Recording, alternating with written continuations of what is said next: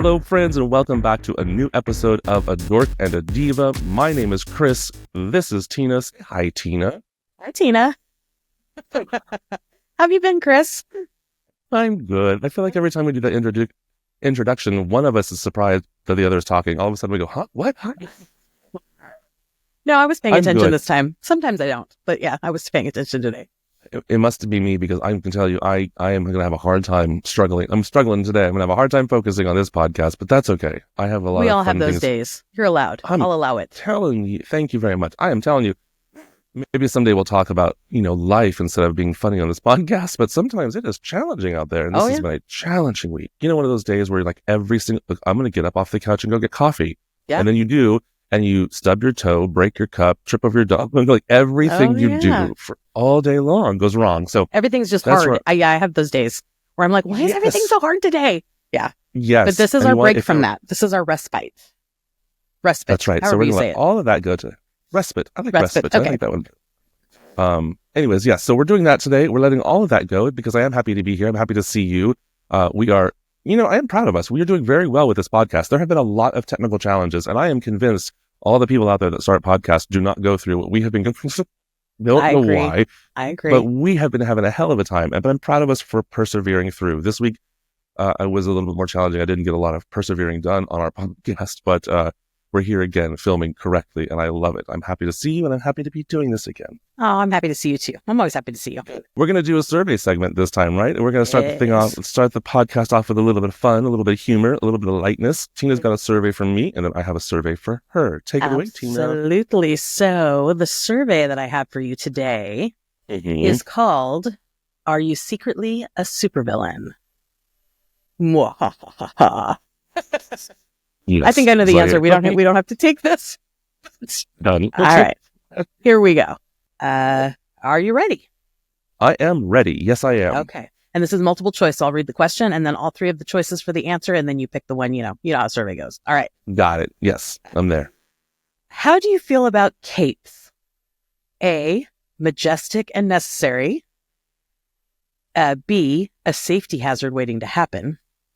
Or C, if only they dramatically flow in the wind. Oh, only if they dramatically flow in the wind. Sorry. Fair. Okay. Well, I love a good bit of drama. Majesty and all that stuff is fun, but it sounds too much like a hero. I don't want to be the hero, damn it. I'm sure I don't want to be a super villain. But for this one, I'm going to say C. As long as it's dramatic, I don't care. I'm just saying, if you're going to be a villain, be the super villain. Be the Lex Luthor as opposed to all the minions or whatever. Absolutely. Right. So maybe not worry about being a villain, just be the super villain. I will be the super villain. Be at the top of your game, whatever you do.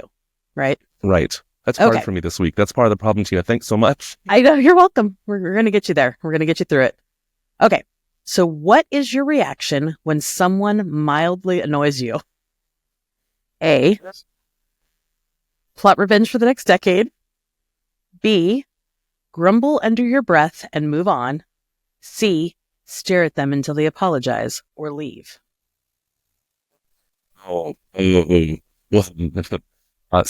C, absolutely C. I just pretend like I didn't hear you, and I just stare at you until you either get so uncomfortable you repeat yourself, apologize, or just walk away from me. I can see that. I can also see you responding with, I know you weren't talking to me.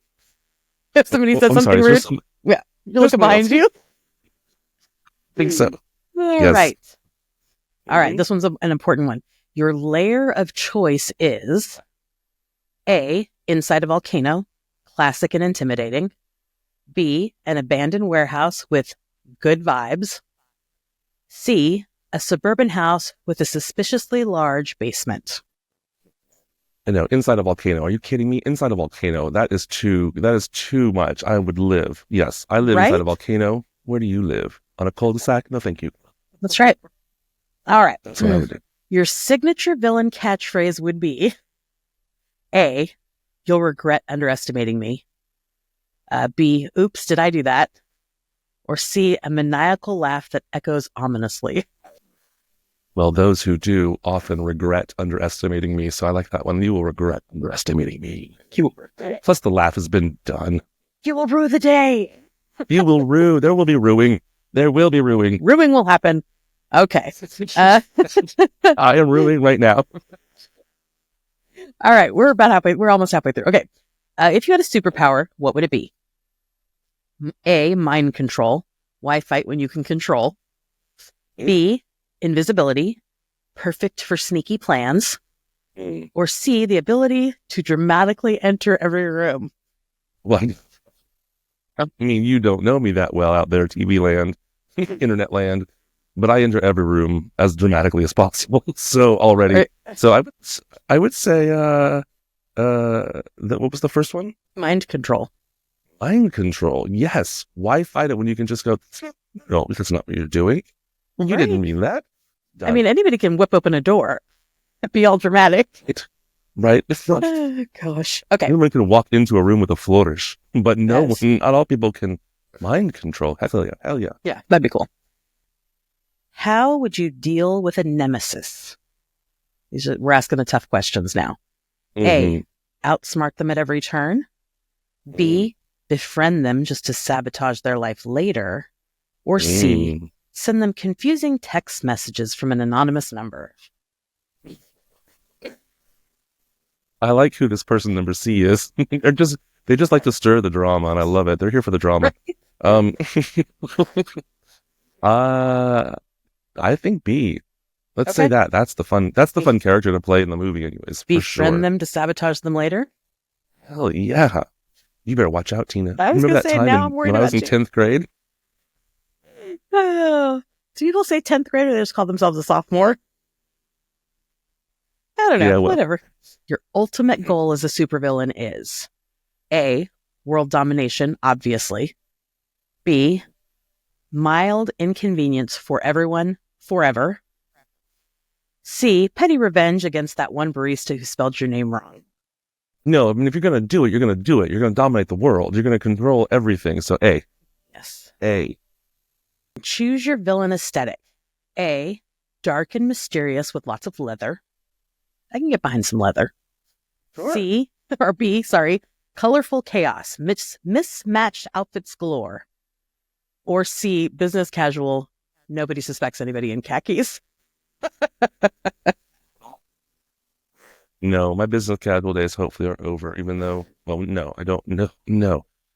And bright colors and confusion and all that just makes me edgy and I have enough anxiety. So I'm going to say A, but definitely, what was it, A, dramatic and something? It was dark and mysterious with lots of leather. Sure. Loose-fitting leather, absolutely. There you go. No, I think the tight-fitting stuff is called spandex. That's a different survey. Okay. All right, last one. I want a poncho and a leather kilt. That's what I want. And I just walk around in a cape, poncho, and a kilt. Leather kilt. That would kill me. Okay, last one. Your evil theme song would be A, a booming orchestra that strikes fear in everyone. I'm guessing a la the march, Darth Vader's march, right? Yeah. B, an upbeat, catchy tune that makes your victims question everything. Or C, elevator music, because why not? The dramatic orchestra, sure. Yeah, booming, it's going to follow me orchestra. Around. All right, let me tally up what you got here. Mostly A's. Mastermind of mayhem. You're a full package villain. Every move is calculated, every plan is flawless, and every dramatic entrance is on point. You don't just want chaos, you want complete control. World domination is a goal, not a joke, and honestly, you're terrifyingly efficient at pulling it off. Strengths, strategic thinking, flawless evil monologues, perfect cape flips. Weaknesses, overconfidence could be your downfall, unless you plan for that too. Yeah, that's mastermind of mayhem. That's pretty good. I can deal with that. I think I agree with that survey. Sorry. Right? Yeah, I don't think I ever claimed to be the good guy. Those are not the fun characters to play, that's for sure. The villains are far more interesting. But yeah. Well, I'd be sure if we're looking at a play. If we're looking at real world, I'm not a fan of the villains in the real life. But yeah, I know, I get it. I guess if you want to be a good person, that's fine. But no. Yeah. I agree. Do you have a survey for me?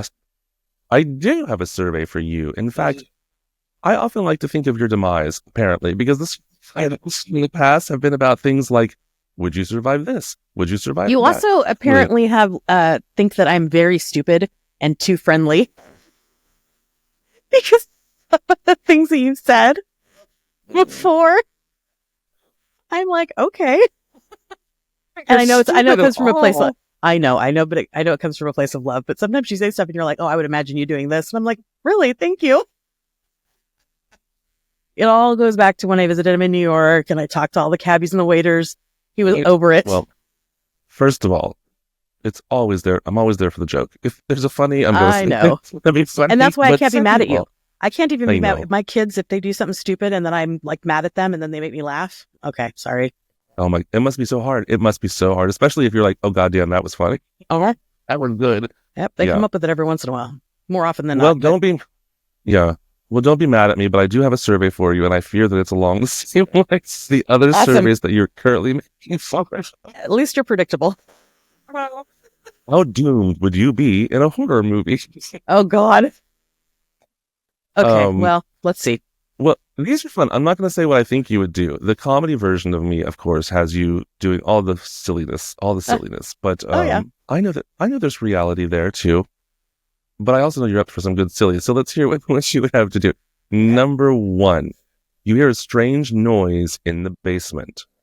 You A, investigate alone with a weak flashlight. B, call for backup but still go down. C, move out immediately.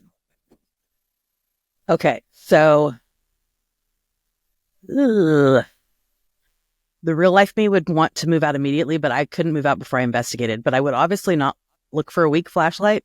I would call somebody first. Yeah, does it have to be a weak flashlight? Did I not test it first? I don't understand what the parameters are. But I would call somebody and then I would go down. If I was by myself, though, I might wait till they came in, but I know that's not a choice. So I would say B. For backup, but still go down. Yeah. Okay. And I think you can go down, let's say if you call for backup and still go down, it's afternoon and you don't need a flashlight. And there's a small window down there providing plenty of light. How about that? I like it. I do. Because I love it. All right. A masked figure is standing. This is number 2. A masked figure is standing at the end of your driveway. Ooh, that gives me chills just thinking about that. You, A, go outside and demand to know what they want. B, call the police but assume it's a prank. Or C, lock the doors, grab a weapon, and prepare for battle. I would say C.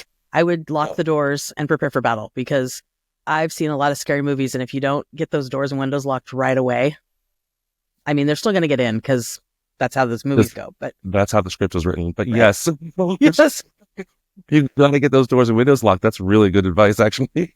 The first thing you got to do is secure your perimeters, right? That's right. All right. Number 3, you trip while running from danger. What's your move? A, accept your fate dramatically. B, crawl slowly while screaming for help. C, get up and keep running. No time for theatrics. C, get up and keep running. No time for theatrics. That's a good one. I would be like,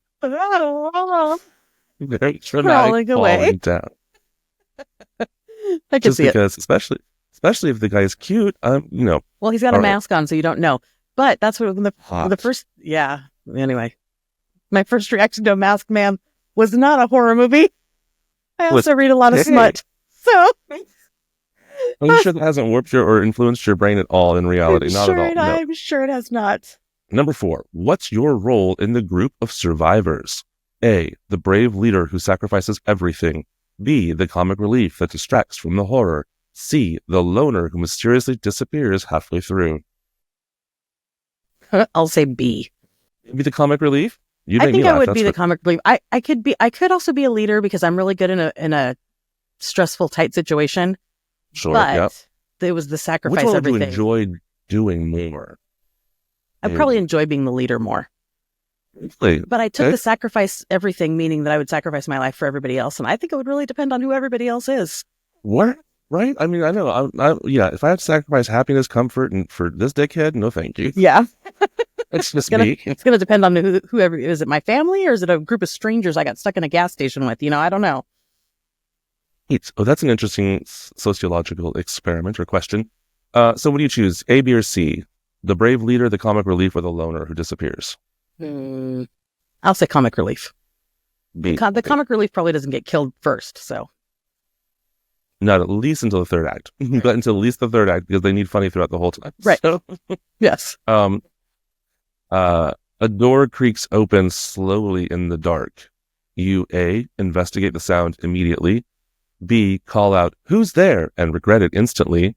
C, run in the opposite direction without looking back. So I would investigate, but I want to add a caveat that I would try and be sneaky about it, because I'm not going to yell out and let everybody know what my location is, because that's what the regret it immediately is, right? Yell out and then they shoot me with a harpoon through my chest or something. I don't know. Whatever the murder weapon is. Right, so I would try to figure out before I ran away if it was something to run away from, but... Well, it just says investigate the sound immediately, so you could do it very clandestine. I think that's fine. Okay, then I'll choose A. Right. She's a brave one, folks. She's brave. I would have chosen C. Run in the opposite direction without looking back. Without looking back. Push your husband and wife down if you need to. To a Kool-Aid man burst through the wall. So that was the shape of you. Awesome. That's right. You discover an ancient artifact with strange symbols. You A, touch it. What's the worst that could happen? I've thought that so many times about so many different things. B, take pictures, but don't touch anything. Or C, leave it alone and convince your friends to leave too. Yeah, ancient artifacts are never good. I'm going to go with C. Artifacts are never good. And taking a picture of it might capture its soul and take it with you. So I'm going to say leave it alone, and I'm going to try to convince everyone else to leave it alone. I don't want any connection leaving that area with me. She's like, I was never here, people, and neither were you. That's right. Okay, I get it. Number 8, the power goes out suddenly. Your first instinct. A, check the fuse box alone. B, light candles and gather everyone in one room. C, leave the house altogether. Nothing's worth this. So if power goes out and I'm in a horror movie scenario, just run, girl, run. Get the keys. Try not to drop them. If you can make it to the car, I would be in the car in the garage, bursting through the closed garage door. Before all the lights could even finally go out. In the final showdown with the villain, which I guess is me, probably from the previous survey. From the other survey, yeah. What do? You face them head on with a heroic speech. You try to escape while the others fight. Or C, push someone else forward and run. I am not that big of a coward. I'm going to push somebody in front of me. I would like to say if we're in the final showdown, so I've made it this far, and usually in these movies, the final showdown, the evil thing, whatever it is, gets what's coming to it. So I'll say I will go head on with it, give it a big speech, and then maybe hit it with my machete. Because I found a machete in the garage earlier when I was looking for weapons, locking up the house. Lucky you. Good for you. Yeah. Okay. So you would face them head on with a dramatic speech. Great. That's the end of our survey. Let me tally up your scores here. Interested? Interested? 2. Well, just by a hair, we're going to go, it's mostly C's, but I think I'm going to call you mixed because you got, I'm going to say you're mixed. You're a mixed use kind of person. Let's see what I was kind of all over the place. I get it. Let's see what you used today. The wild card category. The survivor nobody expected. Well done. Okay. Thank you. You're a wild card. Sometimes you play the hero. Other times you make choices so baffling they accidentally keep you alive. Nobody understands how you're still standing, but somehow you'll stumble your way into survival. Strengths, unpredictable moves, incredible luck, and sheer determination. Weaknesses, survival strategy based mostly on chaos and pure chance. That sounds like my life. Survival strategy, chaos, and pure chance. Just throw caution, throw everything to the wind and see what happens. Love see it. What sticks. I think that's a good way to survive a horror film, actually. Right? I think you can get too locked in one plan. You got to stay loose. You got to stay on the move. Right. I mean, keep them guessing. Keep them guessing with incredible luck. I love that it's one of your strengths. Like, unknowable luck. Yeah. Oh my God, yes. I love it. You've got it. All right. That was a lot of fun. That's fun. So we'll do this again in the future if you like it, Teena. I love it. I love it. I love it when I can be silly and make you think really hard about things. It's really fun. I will keep doing this because it makes me laugh. Let us know your thoughts in the comments below, people. If you want to see us do another survey or if you have questions for us, feel free to let us know. Stick around and take a look at this unword from our unsponsor. We'll be right back. Blink and you'll miss it. Not anymore. Introducing Google Eyelids, the smart contact lens that makes every wink a window to the world of ads. Integrated directly onto your cornea, Google Eyelids display personalized advertisements every time you blink. Who knew dryness could be so profitable? Wow, an ad for socks. I was just thinking about those. Using advanced ocular algorithms, it ensures you never have a moment without targeted marketing. Say goodbye to mundane eye contact and hello to iconic consumerism. Side effects may include blurred vision, excessive shopping, and the inability to unsee. But hey, that's the price of innovation. Google Eyelids, because the eyes are the window to your wallet. Hi, welcome back. So we're going to do our topic talk now. And I thought we had a really interesting one of the things that we had come up with. So Chris, today we're going to talk about psychics or psychos. I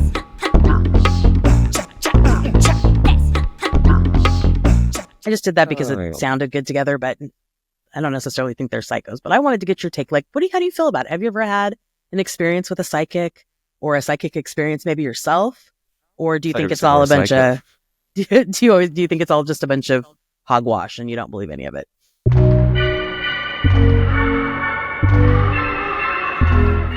I would love to have a definitive answer on this. I really would. I have gone over this for so many years. I've thought about it so many times. I do believe people are intuitive, and I believe that there are people with more ability than others. I believe, but do I believe in the psychics that we see on TV, the mediums crossing over and all those other ones talking from people from the dead? I don't think I do. I don't. But because I also am not sure that that's what happens after you die. So I'm not sure if you don't believe in that type of afterlife, then can you believe in that type of psychic ability? I don't know. But I don't necessarily believe in them.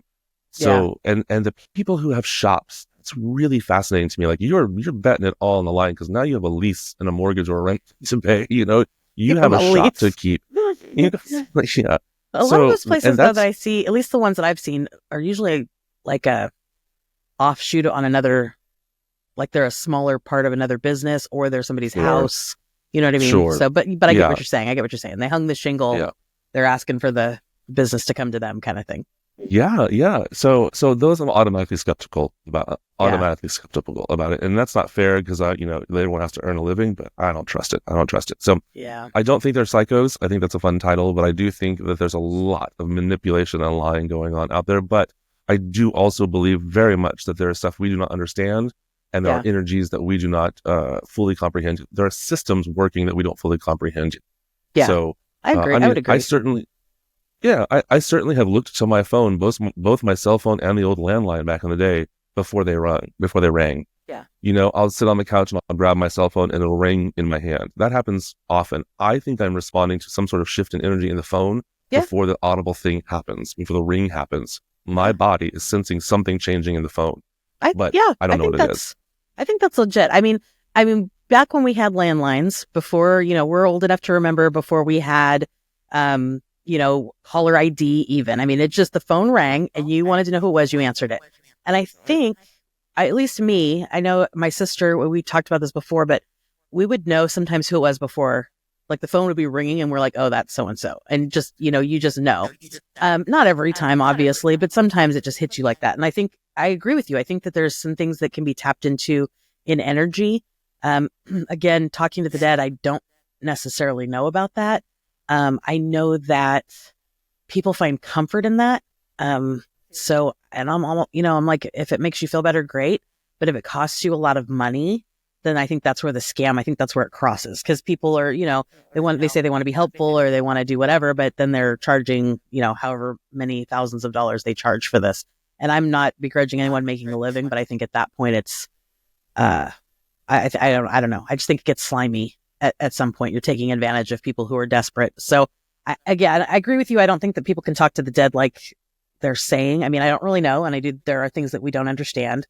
But I have, aside from your phone ringing like that, have you had any other? Because I've had a couple of little things that I thought would be more along the lines of like ESP kind of things. Really? Tell me. So one time, so I was like, I don't know, when I was a teenager, and this might be a teenage girl thing, it might be all teenagers, I don't know. I was a little dramatic, And I was very fascinated by all kinds of stuff. I know. I had pre-diagnosed ADHD. I would jump from hobby to hobby to hobby. It was really weird. But anyway, I'd have a fascination about something. I would learn a little bit and then I would move on. But for a while, I was very interested in ESP. And I thought that you could, I bought into all this stuff. Oh, I could train myself. I could, make this stuff happen. And so I did have, I've had 2 experiences that you can write off as whatever. But because I experienced them, I believe them with remote viewing. Are you familiar with what that is? So I do know about remote viewing, and I'm actually really fascinated about it. Tell me your experience with it. So I had been reading a lot about ESP and all of this stuff, and I was convinced. I was like, I need to try and test myself. And I had even gotten those cards. Do you remember the cards that they used to sell that had like the circle, the square, the triangle, the wavy lines, and then you could play with people and see I never did those very well. But you didn't do them very well? No, I mean, I think if you do them a lot, you can average it out. Sometimes you're going to do a lot better than you did the other time or whatever, but I don't think I was down with the cards. But I did stumble upon this website that was like, they would show you like a blank screen. It was like a white screen. And the instructions were like, there's a picture behind this. When you're ready, click it and the picture will come up. But before that, they want you to like kind of concentrate on it, kind of just close your, empty your mind, take some deep breaths, and then draw what you think it is. And so I was like, okay, I'm going to try this. I like got all serious, and I think I lit a candle, maybe some incense, turned the lights down. I was like trying to do the whole thing. The whole vibe. Just got to work on the vibe. The whole vibe in. I get it. But, and so what I kind of saw was, I'm like, oh, I think it's like mountains. And so I drew these like, there was like kind of one mountain here, and then there was another mountain kind of down at the bottom of the paper, so there's one here and then there's one down here. And I drew these lines, and I was like, I don't know if it's snow. I don't know what it is. And so anyway, so I got done and I was like, that's what I see. And it was really just those 2 big arches, one kind of higher up than the other one. And when I clicked on the picture, it was a rooster. And so you've seen the roosters with their full plumes, and it kind of looks like that. There's a kind of a mountain or whatever on one side, and then kind of down the other. It could be seen that way. So I just kind of was like, of all the things I could have drawn, a happy face, a circle, you know what I mean? So for me, I was just like, maybe. So another time, Jack and I had won a trip to Vegas. We used to go to these silent auctions and all of the stuff around town. And, every once in a while we'd find something and we'd bid on it. And so we bid on this trip to Vegas. It was like 3 days, 2 nights at this casino we'd never heard of. And it was like this local, I don't know, it was just like a local place that people went. I mean, obviously it was a big casino and it was open, but we'd never been there. It was in a part of town we hadn't been in before. And so I was telling Jack, and it was actually right around the same time I did that remote viewing thing with the rooster. Mm.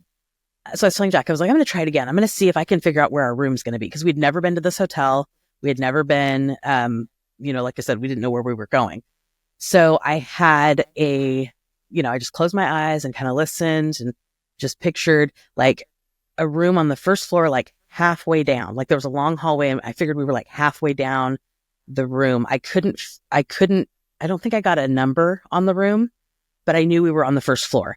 And then when we got there, we were on the first floor, and we were almost smack dab in the middle of the hallway, like when you from either end. So again, call that whatever you want. I was just like, maybe I'm psychic, and then never been able to do anything like that ever again.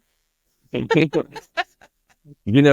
people might actually say that you're not psychic, but that you manifested the outcome. Oh, Are we picking up on what's already predestined, or are we putting out what we want to experience, and that you're manifesting the outcome? That could be it too. Who knows? I don't know. Yeah, I don't know either. But I do love to tickle the brain with that kind of stuff. I think it's natural for all of us at a certain age to go through the kind of supernatural spirituality kind of exploration, right? Like find me a teenager that grew up and we grew up that didn't play with a Ouija board, or have some experience in a cemetery, or a seance, or light as a feather, stiff as a board. Remember that stupid game? Oh, yes. Right? I remember playing that game. Yeah. So I think, and like I think one of my favorite comedians, Trixie Mattel, says something about girls who watch The Craft once and think they're witches for the rest of their life. In the 90s, The Craft was very big. But so I think we're all kind of intrigued by it, and I think it's very normal to explore it. I explored it at a certain time. I was really into all the esoterical and different kind of things, chakras and all this other stuff, and I find it all fascinating. I really do. But when it comes to specifically psychics, like I said, I just don't know what it is they're tapping into. I think some people do it, but I don't think the majority of them are. I think the majority of them, here's the kicker. I'm not sure that they're actually, I think they believe they're psychic. I'm not saying they're all con men trying to fake you out. I think they're very good at what they're doing, and they've convinced themselves that that's a psychic ability or something to that effect. I don't You mean like necessarily they're picking up on little tells that people have, or they're picking up on the energy of the people they're talking to. So if they're going in the right direction, people tend to maybe sit up a little straighter or get a little look of hope in their eyes. And if they're going the wrong way, people start to kind of slump down a little bit. Yeah. I mean, there's something to be said for that. There are people who know how to read humans, or people who know how to read, situations and context and all this other thing. They can pick up things that they're more perceptive than some of us are. Sherlock Holmes is a famous example of that, right? The fictional character, but still, it's the idea is there. So maybe that's their gift. Maybe they have a great imagination and they can talk in circles until someone agrees with them. Maybe, I don't know, but they're doing something that isn't what they think it is my guess. Now, that's also very presumptuous of me to tell people like Teresa Caputo that you don't know what you're doing. What you think is psychic mediumship isn't. Or Sylvia Brown from the Montel Williams show. Remember her back in the day? I do. Loved her. I loved her. I loved watching the show when she was on. But see, then you also have people like Miss Cleo. Do you remember that? Remember when you could call that 800 number and they charged you like $35 an hour to talk to a psychic, and then the whole thing turned out to be like a big scam? So it was a big scam, yeah. I think everything in life, you should have a healthy sense of skepticism. You shouldn't always take things at face value. But I also think there's a lot of things we don't understand. And just because I don't have an answer doesn't mean that dismissing it is correct, right? Or just because something works doesn't mean it doesn't, or just because it hasn't happened to me doesn't mean it doesn't happen. You know what I mean? Like, we have to have a broader view of the world. That's why I love you, because you actually look at the situation and say, look, just because I don't agree with it or just because I don't have the answer doesn't mean it doesn't exist. And I think that is so wildly important. And so many people, especially today, get this idea of, this is what I've been told, or even worse, this is what I believe, without actually looking into it or following up on it. And that is what it is. That is their reality. So you keep it open like I do. And I love that. I think that's why we're just like, they could be psychics, but I don't think they are. But well, because I'm not so entrenched in what I like, and I think you're the same way. Is it just I'm open to being wrong. I can be wrong. I'm not perfect. Yes. You know what I mean? I'm often wrong. And so wrong. If you show me something, I'm often wrong. If you show me something that is evidence-based or that's at least makes a really good case, I'm going to listen to it. I may change my mind. And it's funny because there's been several things, not psychically or anything, but there's been several things, going through college has been so great for me because I had very specific ideas about certain things. And then I had to do research papers that were researching the opposite of what I felt. And I have changed my mind on other things because I'm like, gives you the opportunity to kind of look at it. So kind of in the same vein, I want to ask, have you ever had any, or do you know anybody that ever has had an experience with a ghost or an energy that they couldn't explain? I mean, lots of people who tell ghost stories. My family, I don't think there's any immediate ghost legends in our family. I have seen shadows and have convinced myself of things, but I don't know. I've never had a ghost experience where I have definitively said I saw an apparition. No.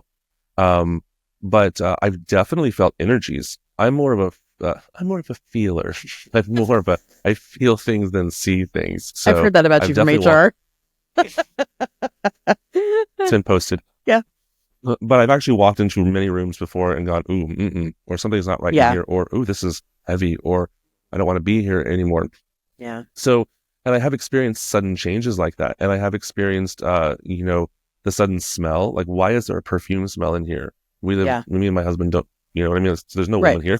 Yeah. Kind of a thing. But no ghost apparition type thing. Have you ever seen a ghost? I haven't. I have lots of people in my life that have had, and this is kind of a big,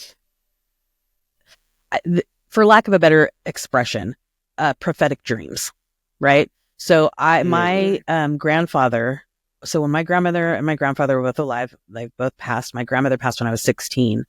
But so back when I was 15, 16 years old, my grandfather had a dream where his mother-in-law, so my grandmother's mother, visited him in this dream and said, you need to take Marie, my grandmother, to the hospital. Take her to the doctor. She won't go. She needs it. And my grandfather was like, okay, what? But he just felt it was so real that he didn't even tell my grandmother. They're like, we're going to go run some errands. Took her to the doctor's office. She was having liver failure. I mean, it was like early stages. And so like, and again, it could be that he picked up on some energy. I mean, when you live with somebody like that, when something's wrong, you kind of know. I mean, maybe that was just what his psyche needed to do to help him act on it. Sure. Jack has seen a ghost. He's told me the story. We were just talking about it the other day. So we used to live, before we had kids. My sister had rented a house by herself and we moved in with her, basically roommates sort of situation. It was her and her little young daughter, my niece, who's now on having her second kid, but my niece at the time was 2. Incredible. Yeah. And, we had a lab and Jack would take the dog out for a walk every night. Well, one night it was like winter and the street that we were on, it's like all built up now. It looks different, but you kind of came out of like there was like a little short street right in front of our house where the neighborhood turned and we were kind of at the end of that little short street. So Jack would walk up the short street and then down, one side was a field and one side was houses. And the side with the field had a couple of street lights on it. And it was nighttime. It was dark. It was cold. And he said he's walking the dog and he sees under the street light ahead of him, there's a woman standing there barefoot in a summer dress. And he thought, this is weird. She didn't look at him. She didn't move. She was just standing, like looking towards the houses with her back to the field, just standing there. And he was like, okay. So he said they got off the sidewalk and walked around her. And that's when he noticed that she was barefoot. And, he's like, it's kind of cold to be out here in that little dress or whatever. And so they walked around her, got back up on the sidewalk, and he turned around to look at her. He says it was 3 seconds. She's gone. Nobody there. And he's like, there's nowhere she could have gone that fast. Yeah.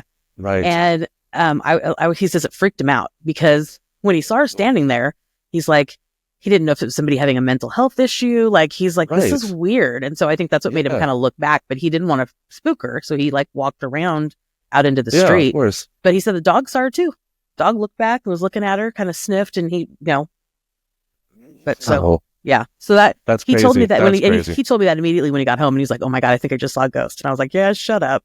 And then he told me and I'm like, oh, that's creepy. Yeah, that is kind of creepy. Yeah. So I don't know. There's stuff like that I've heard of from other people. I haven't personally experienced it. I'm not going to dismiss that outright though. Jack is a very reasoned and logical person. And if he saw something he can't explain, I believe him. Yeah. I mean, there are certain people in your life where you just go, okay, well that's, I will take your word for it because I trust you. Yeah. Well, and he's not just a big imaginative. He's not a flight of fancy kind of person. You know what I mean? Yeah. Right. Well, that's awesome. That's interesting. If you could have a psychic ability, though, if we could develop our own psychic abilities, would you want to? Would you want to develop your psychic ability? Like if we learned how to one day. Sure. Yeah, I would like to. I think the remote viewing is kind of cool. Is that the one you'd want to do? Yeah. Clairvoyance in some way I think would be awesome. Some type of clairvoyance. You don't know if, telling the future is kind of always like the fun thing to do. But then I don't know because again, I don't understand exactly or believe how set is the future. You know what I mean? Right. So if it's not really set, then how can you tell the future? But right. I like the idea of reading people's minds or being extra perceptive or just knowing information. That'd be pretty good. That'd be pretty cool. I'd like that. Although I think if you could develop it, if you could really remote view, because I know the military did experiments with this. I mean, I'm sure they've done many things we haven't heard of. But I think if somebody had developed that ability to be able to honestly do that and be accurate and, more times than not, I think they would be locked in a room somewhere used as a weapon. You know what I mean? Well, that's, of course, that's exactly why they're studying. Yeah. So they can create those programs. Yeah.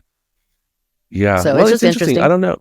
Yeah. I'm sure there's going to be a lot of opinions about this topic, and we'd love to hear from them. Of course, we'd love to hear your opinions out there. If you guys have a psychic experience or if you know people who have psychic experiences, do you believe in psychic phenomena? Let us know your thoughts in the comments below, and we'll keep this dialogue going because I think this topic is fascinating. I have found this topic fascinating for decades. I know you have as well. Absolutely. When we were friends, like we're not friends anymore, when we were in high school and we were friends, our social group did experiment and play with the Ouija board and the ghost stories and all the concepts. We were really into it for a while. But like, like I said, I think that's normal, but I've been fascinated with it ever since. So I think there's a certain age too. I think part of it, at least for us, I mean, yes, I agree with everything that you said. Very fascinating. But I think part of it when you're younger is you like being scared, right? You kind of like that little thrill. Sure. And some people still like it when they're adults. For me, that died when I had kids. It's no longer funny. I don't find any of that amusing anymore. I can't watch horror movies. But yeah, really? I can't. Yeah, it's not funny. Anyway, because of the kids, because life means something different to you now, I guess. Is that maybe it? Yeah, I don't know. I guess maybe it's a maturity thing. Maybe it's that. But once I had kids, like I was the person. Do you remember the movie The Ring? Ring. Of course. Okay, of course. Terrifying. That girl crawls out of the TV. Most horrifying thing I've ever seen. I had nightmares about it. Like awful. I watched that movie by myself. I was home by myself, turned off all the lights, and watched The Ring. I would never do that crap now. You know what I mean? So interesting. Yeah. Yeah. So I don't know. Maybe I'm just a chicken. Maybe that's what it is. The older I get, the more chickeny I get. I don't think so. I think when we're younger, we don't know what fear really is. We don't know what the dangers of life really present. And as an adult, we absolutely know what the dangers of life are. And a masked man in the corner when is you're the young, danger of life. When you're young, the fear, there's no fear of death. You're never going to die. You're going to be young forever. No. Right? And then you hit a certain age and you're like, oh shit, I'm going to die. Oh, shit. It becomes serious. You're like, it's probably not going to be by Freddy Krueger. It's probably going to be by some idiot that I don't know yet. You know? I just appreciate having that conversation with you because I do think it's fascinating. If anybody listening or watching has any ghost stories, we'd love to hear them. I'd love to hear your thoughts. Just tell us what you think. Do you think it's a bunch of BS? Do you think it's true? Do you have any experience yourself? Because like I said, just because it hasn't happened to me doesn't mean it didn't happen. But leave your comments below. Share this video. We want to get as much information as we can. We'll be right back. Hello, friends, and welcome back to our next segment. We are going to go down memory lane today, Tina, like we like to do. We're going to get in the Wayback Machine and take a ride back to a time on VH1 when a little show called Pop-Up Video was popular. Do you remember Pop-Up Video? I loved Pop-Up Video. They didn't do it for very long. No. I loved it, though. That was so cool. What was Pop-Up Video? Tell me about it. So Pop-Up Video, I believe, was on VH1, which was our other whatchamacallit, music channel, like MTV. Well, for us growing up, it was the old person's music video channel. Remember? Was when it? we were growing up, MTV was the cool one. Yes, MTV was the cool one, and VH1 was for old people. Okay. And then we got, and then we hit 25, 30, and right, we changed our mind. We changed our mind.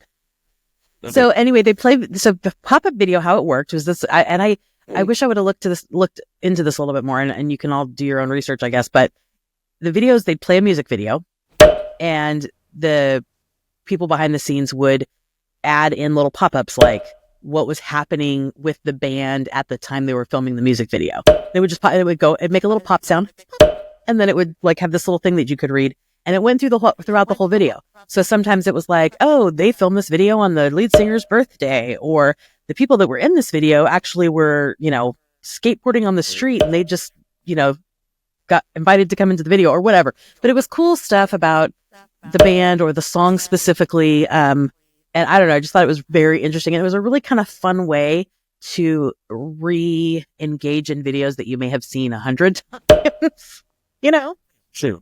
I would imagine that was the concept behind it. Let's freshen up something. Let's keep them attracted to something they've seen a million times. I loved it as well. It was oddly hypnotic, and you just sit there for an hour and watch these little tidbits pop up. So that's what we're going to do with this segment. We are going to do a little bit of pop-up information on a recap segment. We're going to look back to things. We're going to look back to the 1980s. So let's get started. The first topic, you and I have mentioned this in passing at different times before, but I love to think about this topic because it was silly to me. The satanic panic of the 1980s and 1990s. Yep. Do you have any inclination of what I'm talking about? So this is what I remember of that. I remember there was a lot of different things that happened that were kind of all wrapped up in that satanic panic. So there was like playing music backwards, was like, summoning the devil. There was a whole thing that went on with like a daycare where they were saying they were doing things to kids in the name of the devil. There was a couple of suicides, I believe, that were attributed to listening to certain types of music. The devil was big in the 80s. Devil was huge. He had a huge PR team in the 80s. Massive. So, I mean, and some of it was silly and some of it was super tragic, and it kind of ran the gamut. But I do remember a lot of talk about, oh, that's the devil. That's why you've seen the movie Waterboy, right? Oh, yeah. Where everything his mother he talks to, everything's the devil. The devil. And every time I watch that movie, that's what it reminds me of, that time, when everything's about the devil. So what's your update for that? Well, it's just so stupid. And obviously now that we're talking, the updates have been popping up here and there. And we'll do some more pop-ups, of course. But it was so stupid. I remember being a child at the time going, are they really serious about this? Okay. So here's what it is. Here's what I had written, and here's a little synopsis. During the 1980s, the United States experienced a widespread moral panic over alleged satanic rituals, child abuse, and occult influences in everything from music and television to daycare centers and role-playing games like Dungeons and Dragons. Oh, yeah. The hysteria was fueled by sensational media reports, dubious testimonies, and the rise of the Christian fundamentalist movement. The most infamous cases included the McMartin preschool trial, which is what you're talking about, from 1983 to 1990. Let me repeat that. The trial lasted from 1983 to 1990, 7 years, where daycare workers were falsely accused of engaging in satanic rituals involving child abuse. That one, I remember that event happening. That 1983 to 1990, that was a large section of our youth, elementary school for me, and probably the beginning of high school towards the end for you, right? So it was crazy. And my young little cousin actually was born, when a child is born, you often collect the newspaper headlines of the day, right? When Abby was born, the McMartin preschool trial had been acquitted finally. It was the day it was acquitted. It was the day she was born. Oh my gosh. And so I remember this happening. The McMartin trial was the longest and most expensive criminal trial in U.S. history at the time, lasting 7 years and costing $15 million, and no one was convicted. Dungeons and Dragons. It was all a bunch of crap. In fact, if you're interested out there, dig into this story. If you don't know this story, take a look at it and what happened and how the police department corrupted the evidence and the influence of people. And it was insane. A letter went out telling the community this could happen, and it just sent panic through, and parents started questioning children, and all of a sudden there were all these false reports, and it took 7 years to untangle this little web of lies, and no one was ever convicted. Insane. Dungeons and Dragons was frequently targeted, if you remember that. They would say that it would encourage real life witchcraft and devil worship and all of this stuff, and so they were saying, don't play it, and you know what happened? Sales skyrocketed for Dungeons and Dragons. As a side note, have you ever played Dungeons and Dragons? I have not played. I have experienced it. I've watched parts of it and such. But yes, it's amazing storytelling. It's based on Greek tragedy and literature and all these other things, fantasy and sci-fi, and all these things that come into this world. And just because you're using your imagination with wizardry and such, it's the devil. I was told as a child I couldn't watch the Smurfs anymore because it was about the devil. The Smurfs, because they were magical. Anyways. Yeah. And then, of course, there were heavy metal bands. This is the one that really got to me, just because I didn't like them, but I think I was young enough to be like, you parents, you don't understand. But Ozzy Osbourne and Judas Priest were both sued by parents who believed their lyrics contained hidden satanic messages. The lawsuits were ultimately dismissed because there was no merit to them. Yeah. And then, of course, do you remember Geraldo Rivera? I do remember Geraldo Rivera. He was a mess. He was tabloid television right before there were before there was the internet and TMZ and all this other stuff. Mm-hmm. And he was right alongside Jerry Springer. There was a different slant to Jerry Springer. Yeah, but it was the same type of thing. Yeah, exactly. Yeah, he's famous for having his nose broken because he did a show that the audience so riled up, a riot broke out on his show, and someone threw a chair at Geraldo Rivera and broke his nose. Do you remember that? I actually saw that show. I think we watched it. And there was his other thing that was famous for is opening Al Capone's vault. Remember that? Live on television. Live on TV. And it was empty. It was empty. Floptina, as they say. He flopped on that one. So he did a special called Exposing Satan's Underground in 1988, and it became the highest rated documentary in television history at the time. though it was filled with misinformation, it says. Oh, gosh, of course. Jeez. And the panic directly inspired films like The Conjuring 3, The Devil Made Me Do It, and Netflix Son of Sam documentary. The Son of Sam. See, there were so many things that were happening around that time that people were like, it must be the devil. It must be the devil. Yeah. It was. Well, I think people grasped to try and understand or to find someone to blame. Sometimes things just suck. You know what I mean? Sometimes bad things just happen. It's not a conspiracy theory. But yeah, no, I get it. No. That's crazy. It is insane. In fact, another insane thing that happened in 1982 was the Tylenol murders. Do you remember this story? I do remember this story. I get fuzzy on some of it, but basically somebody was trying to commit a murder, and to put suspicion off of them, they went to, because they poisoned, if it was a husband or spouse, I think, they poisoned their Tylenol. And then to throw suspicion off, they went and put poison Tylenol all over the city. Something like that, right? We've gotten some television show storylines mixed in there too, because I think some of that stuff has been used on like maybe Law and Order and such. Here's what happened. In September of 1982, 7 people in the Chicago area died after consuming extra strength Tylenol capsules laced with potassium cyanide. Okay. Victims included a 12-year-old named Mary Kellerman and multiple members of the Janus family, which I think that might be where you're kind of getting mixed up. There was a family involved. Husbands and wives did take the same medicine. Mm-hmm. Investigators determined that someone had tampered with bottles of Tylenol after they left the factory, leading to a massive nationwide panic. The case was actually never solved. There was a man who wrote a letter to Johnson & Johnson trying to extort them for $1 million, basically saying, give me $1 million and I'll stop this madness. That's right. They arrested him and he was convicted of extortion, but he was never convicted of the murders or the attempted murder. They couldn't get enough to link him to the poisoning. Okay, that makes more sense. But I do know that specifically is the reason why things are packaged the way that they are now. 100%. You're absolutely correct. In fact, the case led to the creation of tamper-proof packaging across the board. And also what I found really interesting was Johnson & Johnson's response to this is considered one of the greatest crisis management cases in history, because the company immediately recalled 31 million bottles of Tylenol.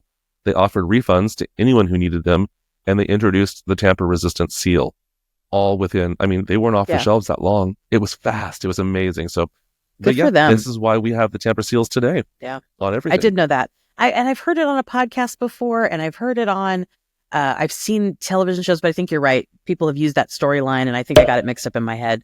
But I do remember that specifically is why everything is sealed up the way that it is today. Yeah. In fact, I do have memories before the tamper-proof seal. I actually I remember things before there was a seal inside there. I remember getting medicine out, and stuff like that. So that's one topic. Lots of fun stuff popped up around us while we were talking about that. So hopefully if you got to see that, if you did get to see that, jump back and rewind, read it again, because there's some cool information there. But we're moving on to another topic right now, a topic that Teena and I both love. We have a shared story to this. I think you love it as much as I do. The Phantom of the Opera. It premiered in 1986. A wonderful play by Andrew Lloyd Webber. 1986. Can you believe that? Really? It went on to become the longest running Broadway show in history. It ran for 35 years. It closed in April of 23. Officially left Broadway in April of 23.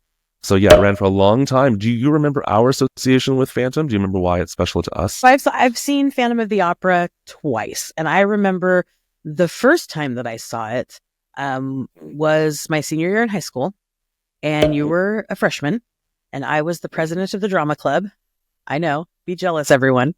And we organized, I'm sounding like a nerd, it's fine. I loved it so much. But we organized a trip to go see Phantom of the Opera. And it was a lot of fun. And it was a great show. And I think it was Robert Guillaume that we saw, wasn't it? It was. Yeah. It was. And then we went back later. I think it was you, me, Leslie, and Henry went back and saw Michael Crawford. We saw Michael Crawford. That's right. Crawford. Well, we saw Robert Guillaume first, and then Michael Crawford. And it was so LA. Yeah, and I loved both of the performances. Were so different. Robert Guillaume did a much more angry, much more vengeful kind of performance. Where so powerful though. Oh my God, it was so powerful. And Michael Crawford was more of the tortured romantic sort of thing. It was just both. It was just great. But yeah, that's what I remember. What do you remember from? Blew me away. Yeah, it was my first Broadway show. Really, we saw it in Los Angeles, but it was my first Broadway show style, the big spectacle of a show. I originally went because the drama club was going, and I wanted to go with my friends. I had no interest in this. I mean, I didn't know the show. I didn't know I can't wait to see this or whatever. I wasn't particularly into musical theater at that time. In fact, it was probably my real introduction into musical theater, and I just sat there awestruck from the minute the flippin' chandelier fell in the beginning of the overture, down into from there. I was hooked. Well, they restored it. Yeah. And then they restored it at the beginning of the show. The things they did on that stage were. Yes. Yeah. Incredible. Yeah. Incredible. But it's iconic. Loved it. Loved that show, and loved having that memory with you guys because it was such a huge part of my life back then. Yeah. I think the most iconic.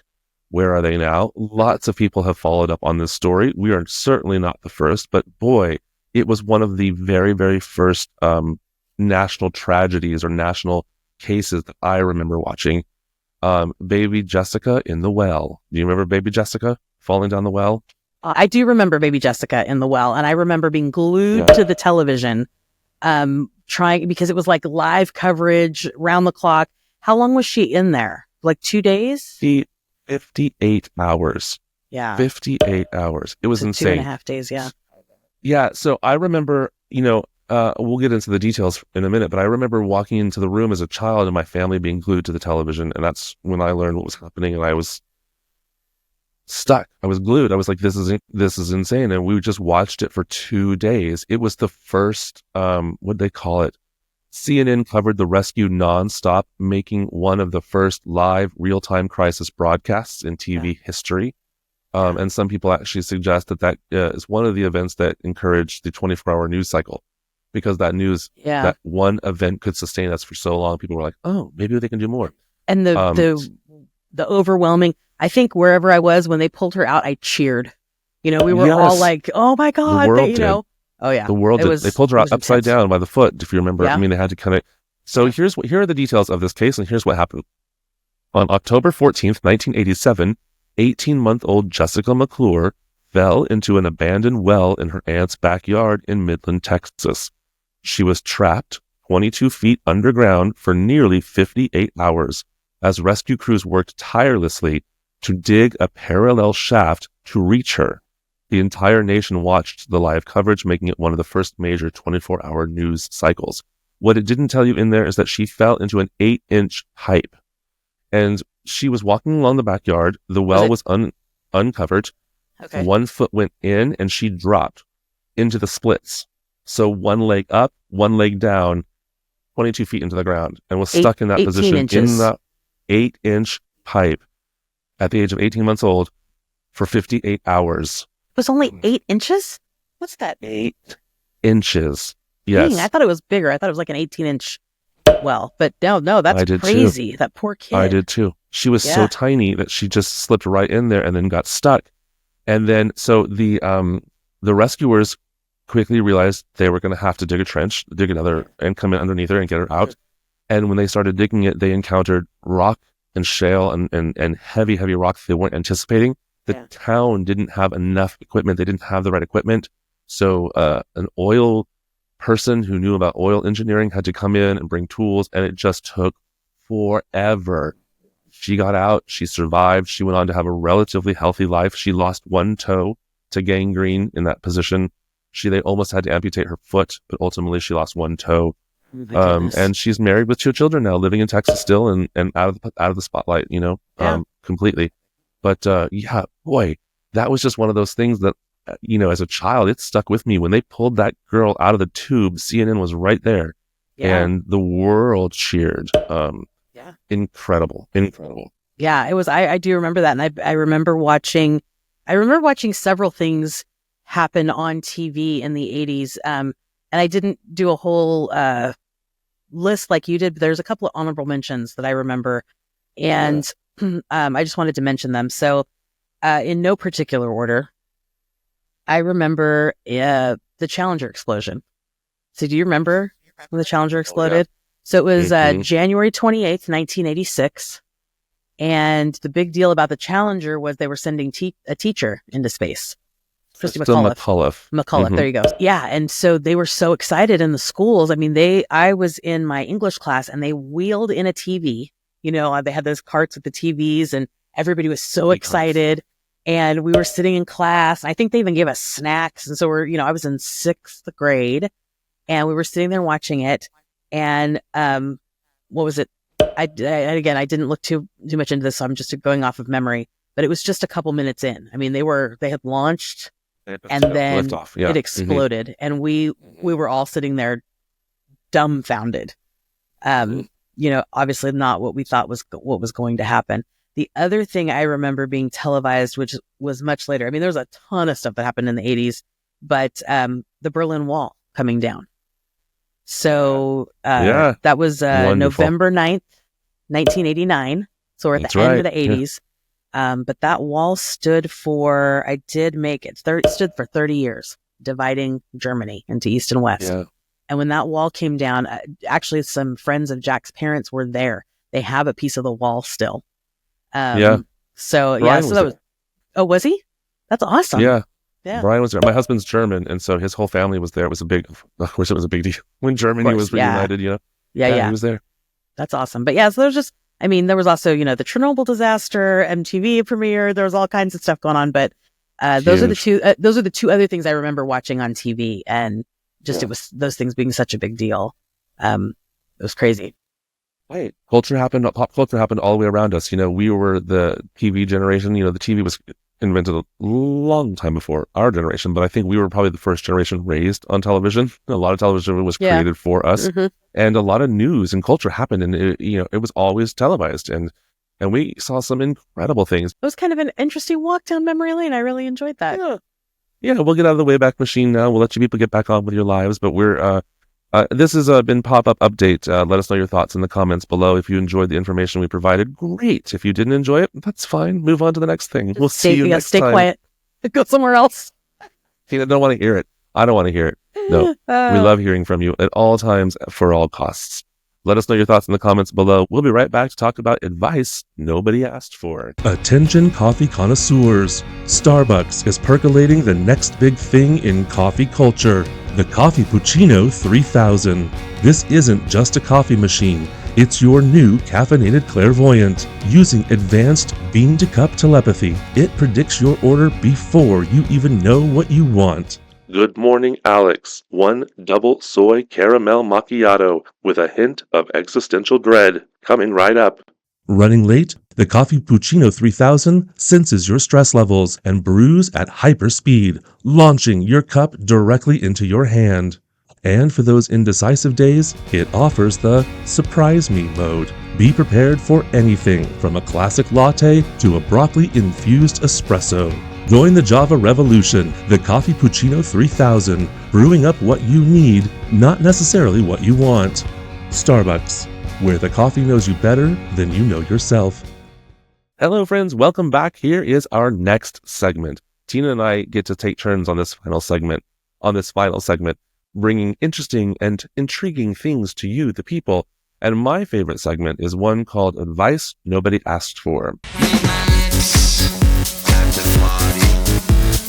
And it's a segment where we look back at old advice columns like Dear Abby and Ann Landers, who were sisters, by the way. I had totally forgotten that. I don't know if you remember that, but I forgot. We look at old advice columns and see what they were complaining about, what they needed advice about, and how that advice might or might not change today. Right, Tina? Yeah, absolutely. Right? I love these. And it's funny to go back and read the things that people decided to write to the paper about. You know what I mean? So it's entertaining to me. Yeah, and now this one. But now these stories show up on Reddit, right? Am I the asshole? Those kinds of things.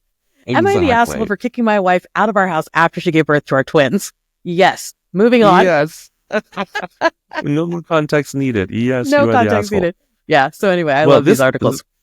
This letter was written in 1992. Okay. But funny enough, some of the themes that we're going to talk about are still the same, and we're still dealing with some of this ridiculousness. But this one, and particularly Abby's response, I enjoyed reading about. So here we are. This is the original letter from 1992. Dear Abby, about 4 months ago, the house across the street was sold to a, quote, father and son. Or so we thought. We later learned it was an older man, about 50, and a young fellow, about 24. This was a respectable neighborhood before this odd couple moved in. They have all sorts of strange-looking company. Men who look like women, women who look like men, blacks, whites, Indians. Yesterday, I even saw 2 nuns go in there. Abby, these weirdos are wrecking our property values. How can we improve the quality of this once respectable neighborhood? Up in arms. And she responded, dear Up, you could move.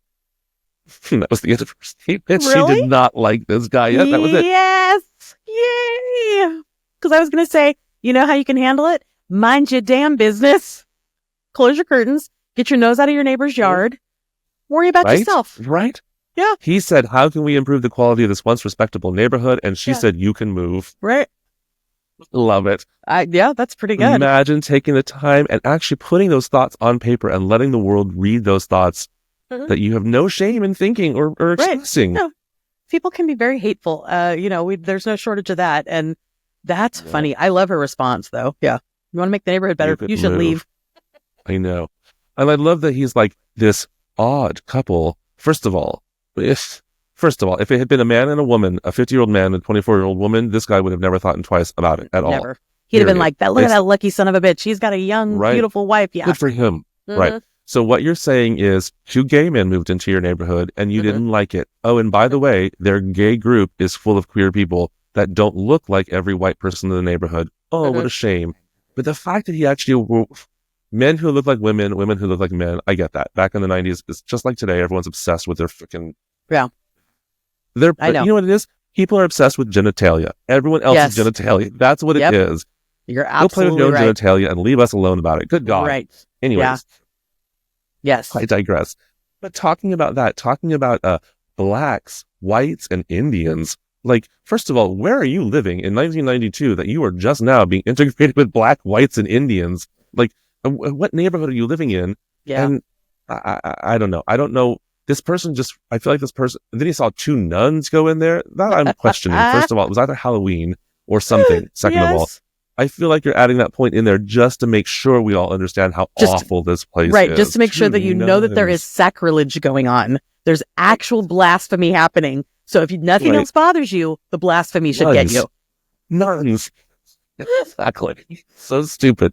So, anyways, they're all going in there, and they're all just having a good old time. You know what it is? He's jealous. He's not invited to the party. That's what it is. Yes. He wants to know what's going on. Absolutely. It's so funny. I love that. Yeah, her response was on point, and the nosy neighbor stuff, I never... Like, I get it. We all like a little bit of drama, right? We all like to know, ooh, who's going to where? Oh, this person is a stay-at-home person, but they have people in and out of their house all day while their husband's gone or while their wife's gone or whatever. You know, I get that, right? But this neighbor has taken it to a level of ridiculousness. And trying to get everybody on his side, because that's kind of what these "Am I the asshole" things are that are going on today on Reddit. This is that back in the day, right? I'm going to tell the story, and all of these people are going to comment, or they're going to write into the newspaper and say how I'm right and this other person is wrong. Yeah. It's ridiculous. I'm sorry, but are you new? Gays moving into your neighborhood does nothing but increase property values. Right? Everybody knows that. Everybody knows that. Why? Good Lord. We were actually talking about buying a condo in Palm Springs for that reason. It'll be safe. And, of course. And nobody lets their property go to trash. And when I talk about trash, I'm talking about actual trash. There's no overgrown yards. There's no random cars parked on the front lawn. Like, they care about their property value. And that actually would attract me to buy homes there, whether they want me or not. The straight breeders are going to move in. No, we love you. There are a lot of straight people here, and we love our allies, so we need more allies here. Because believe it or not, even here in Palm Springs, we have a huge, we have some backlash occasionally. Yeah. Not a lot, but it happens. Anyways, no, I agree. The gays are, the best thing that can happen to your property value, sir. I'm sorry. I don't care what you say. Your property value has gone up no matter what the gays look like or what they've done. Because I'd like to know where this house is today. I'd like to know where this man is and his home, and where that gay couple is and their home, and which one sold for more. That's what I want to know. Yeah. Let us know in the comments below if you know who this person is, people. We need to find out. That was our topic. We need answers. We need to know what he did with his life after he wrote to Dear Abby in 1992. Dear Abby couldn't care less. She said, move, bitch. We're done with you. Absolutely. I love that. Yeah. All right. That is advice nobody asked for. I hope you enjoyed that section. Let us know if there's a specific advice giver or column writer you would like us to look into and get some advice from. And let us know your thoughts in the comments below. Teena, we're about to end our 7th podcast. Can you believe that? Has it been 7 already? I'm having so much fun. I am too. We'll talk about it in just a minute when we come back. Bye.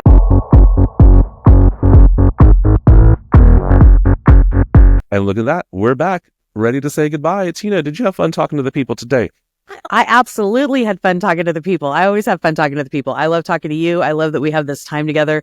And I always have a good time. I love those articles too. I think the pop-up one's going to be a hit. I like it. It's going to be fun. Yeah, we'll see how that comes together. I like it. I like bringing information to the people, but I also love that you and I get to talk all the time. It's a shame no one's watching it right now, but the audience will come. That's they right. Will find us. I ain't worried about it. We're fabulous and people will agree with us. That's right. Well, let's say goodbye for now. We have some fun stuff coming up next week. We hope you all tune in next time to see what we're talking about. Teena, would you like to say goodbye to the people? I would love to say goodbye to the people. The people, goodbye. Bye. See you next time. Goodbye, everybody.